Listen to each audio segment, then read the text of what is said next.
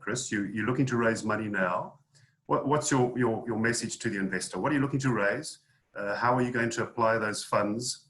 And why should investors get excited about zellebrate? Look, personally, I'm excited. I've been watching it with interest, watching the hard work that my colleague Andrew Jones has put in with you, Chris, and the developments and the commitment.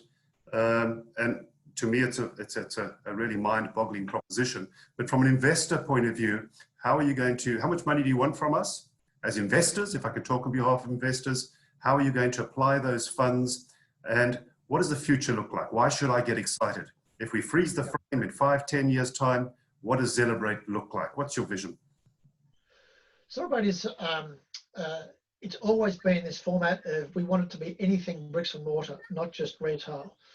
We get the consumers in, the biggest consumption activity in the world, if you take away, say, takeaway food, eating, is bricks and mortar retail. So if you can provide something that makes it very, very easy for them to come to your platform, then it can morph out into everything else. You know, you can be doing cafes, restaurants, you can be booking tables, you know, hotels and the like. So right now, it's that retail focus, which is by itself a huge marketplace. So we were raising $2 million in this one, Doug.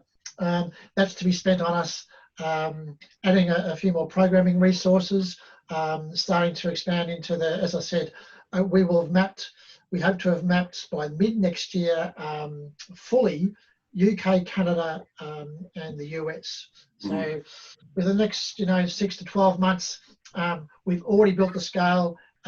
We know we need 1 or 2 more extra programs. We need some data mapping individuals. Then in the first half of next year, we'll be adding on some revenue generating pieces. There'll be a cashbacks capability. We'll be allowing advertising on there. We have a big data component. We'll be tracking everything that users do on the app anonymously, with not getting their private details. So that then it can be pulled in and fed back to the retailers, so they know how they're tracking against their competitors, and they can be adjusting their prices live and the like, and we're selling that information back. So I guess where we're going in the next few years, towards the end of next year, we'll be starting to map Europe. The year after that, we expect to have Europe complete, and Asia the following year, something like 26 countries.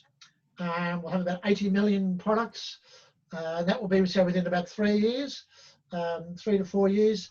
That represents about 860 million consumers who are currently shopping online and the like. So they're all savvy with the current technology.